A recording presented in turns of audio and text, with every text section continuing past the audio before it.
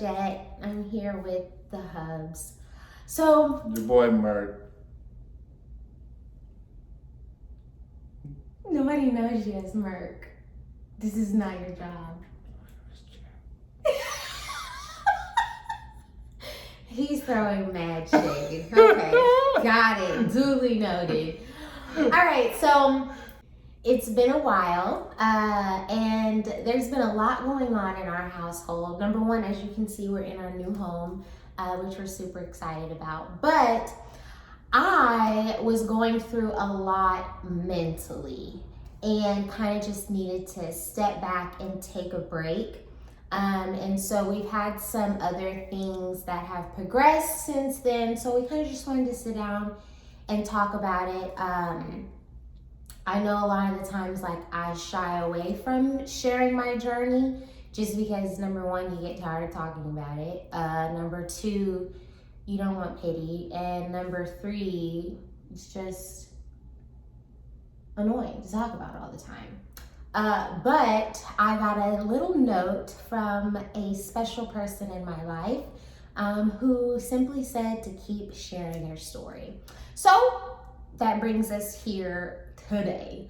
And I'm not gonna say, I told you, I don't wanna put depression on myself. So I feel like, number one, your words have power. And number two, I just don't want to put that on myself. But I was in a very dark space, I guess you could say. And just kind of, I don't know, in a space to where it was just as a Christian, you know you're supposed to have faith, and you know you're supposed to believe that God is in control and that his will is best and all of that great stuff. Got it, duly noted. Know those things. But then as a Christian community, we kind of don't acknowledge when people really are dealing with something that goes beyond oh, God's gonna work it all out, you know? Mm-hmm. And I think that's where I was. And I didn't really share that with anybody to begin with, not even you. And just because it was just oh, well, I can't feel this way. I'm not supposed to feel this way. And then you also are trying to overcome it by not acknowledging that you feel that way. And so that's kind of what I was dealing with, was just the depression or the dark place of just not being able to, honestly, have what I want when I want it. I think that's really kind of what it boils down to. And not to say it flippantly. I don't know if that's saying it flippantly, having a baby when I want it. It's just supposed to. Yeah, just boop, I want it now. And I feel like that's very flippant because I'm not in control. But honestly, as humans, we want what we want when we want it. And not being able to have that, and then, coming across another Mother's Day, now another Father's Day, and we don't have a child, it just took me down a really dark hole, And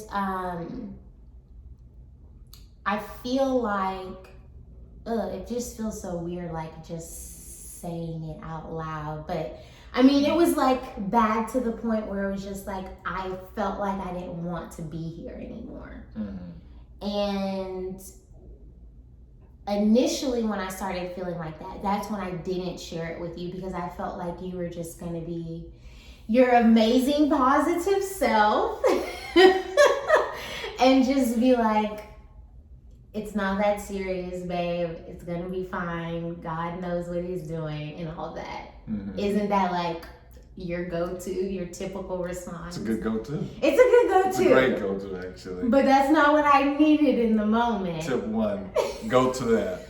Go to that.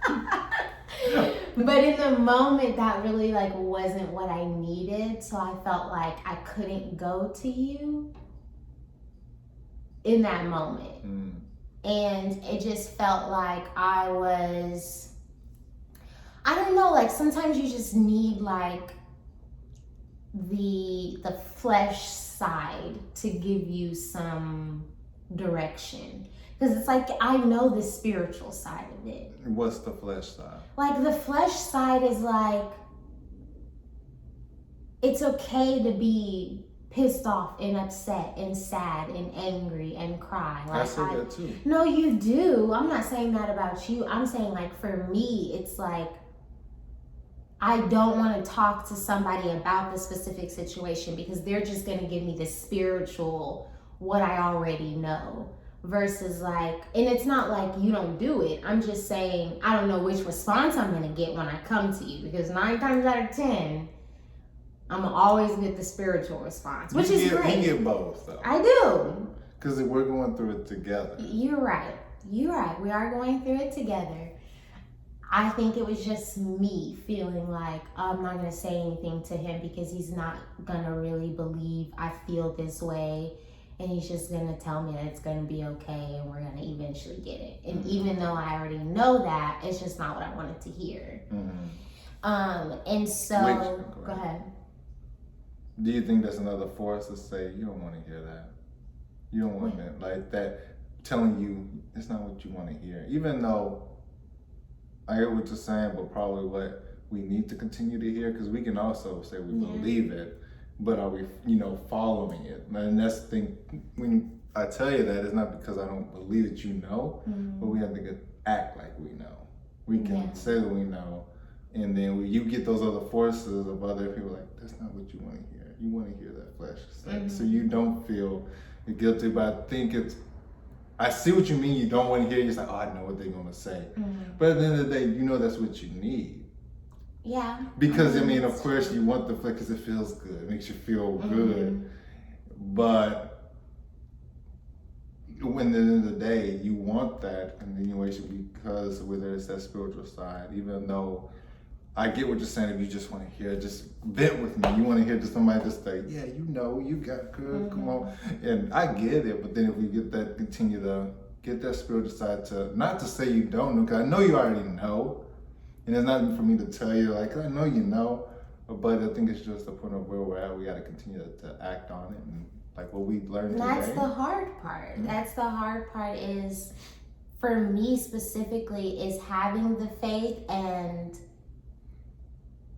I guess acting on that faith and keeping that faith of knowing that it will eventually happen is like the biggest challenge for me. Yeah. And it's like literally Sunday, boom, I got the faith. I know the Lord's timing is perfect. Thank you, Jesus. Oh, I'm good. And then Tuesday, it's just like, this is so stupid. I don't even want to try this anymore because it's not happening. Like literally, and it could even be in the same day. My emotions flip like that. And I would love to know like how other people, because that's what everybody always says, right? Like, so everybody trying to have a baby is like, oh, it's going to happen in God's timing, blah, blah, blah, blah, blah. Okay, got it. You have your baby, and then it's like, oh, just keep the faith. It's going to happen. Well, I don't understand what that means. Like, how do I keep the faith? Like, I get I'm supposed to keep the faith, and I know it's eventually going to happen, but it's just like, how do I do that? Like, moment in and moment out, how do I go about doing that? Because anybody can say that on the other side of something, but like, what did you do in that moment to keep your faith that God was going to bless you? And then on top of that, I also struggle with the thought of like, how do I know God's gonna bless me with that? You know what I mean? We don't know. We don't know. Just like, well, you didn't know about with your job. Yeah. You didn't know. We just hoped and then it happened. Yeah. But you believed it though. You knew there was a chance and you saw it. You don't get to see this. Right. So it's harder to. That's what I'm saying. Like this situation. You don't got an application that says. Exactly. Check what I want. Boy, I want a boy. Exactly. What month? That's why it's so hard, is because like with a job, with buying a home, I trust God in all those situations, but there's a lot that I have to do on my part in order to make those things happen. And I have control over that. And I know at least once those things are done, if it's God's will, I know I'm going to see those results like in the here and now. Isn't it the same here? No. How? Because there's only one thing we could do to try to make this happen. And then for 22 to 28 days in between, we just gotta wait till the next opportunity. No, that's not the same. It's not the same. Because you could put in as many stuff for houses. I want this house. Oh, I love this house. Denied. Oh, I'm putting in this loan. Oh, you still gotta put in this. You gotta wait for this. How many times we had to wait and put in? And we still waited, or you don't get it. It's just this different scenario that makes it harder. That makes it different, but it's still the same. It's just the way of where we twist it to make it like, oh no, it's not as bad. But it really is not as different. But it just feels different because it's something we really want. And you're just like, oh, how do we do? We only got these licenses, little small times. It's not like we can be like next week. Okay, exactly. We can put in 18 applications for a job and for a home, but we only have one little tiny window of making an effort, doing our part to make something happen. And then from that point on, you have another month before there's even a chance to even try again. So for me, it's not the same. It's a lot more frustrating, a lot harder, because it's like I only have, let's just say, for science sake, 3 days of a window to try to make something happen. But that's not the same with a job. I can put in applications for jobs all over, and somebody's gonna call me. Even if it's Walmart, they're gonna call me. We're gonna get a house. Even if it's not the dream house, we're eventually gonna get a house. Even if we do something wrong to make it happen and it's not supposed to happen, we can still make it happen and get a house. We can't do anything to make this happen. But will it be the right house? That's what I'm saying. Even if it's wrong, we can still make it happen though. Exactly, but we want it right way. We want the right way. We want the right time. And this is what we're waiting for. And this could be just like how it seems easier for you to deal with the job and whatever, the house. That's not your thorn. It seems like this is the one where it's going to test to your faith. He seems like he's going to get you to that. So why does he need to show himself through there? Since it's so easy. You can do it yourself. But he knows you need him here. You're like, Lord, please help me, Leah. I need you. And he's like, okay, you can do time. This is where the faith building will be, I believe, because it seems like everything else is more easier. You still thank him, but in a way you're like, I can get this done. If I want to have it, if it's not meant to be, I can make it work. Here, you're like, I am nothing I can do. And I think that's where the difference is, to where you're like, you have to rely on him, and we're rely on each other because we're still in this together. And so fast forward, so I eventually did tell you how I was feeling, and you were very supportive, and you did acknowledge that you didn't feel like I was going to actually do anything crazy, but which is the truth. It's just that feeling of just like, I don't want to fight these battles anymore. And so eventually, in sharing that with you, you were very supportive, and you did this. You did the 1-2, the understanding where I'm coming from, and then also backdooring it with the spiritual side of it.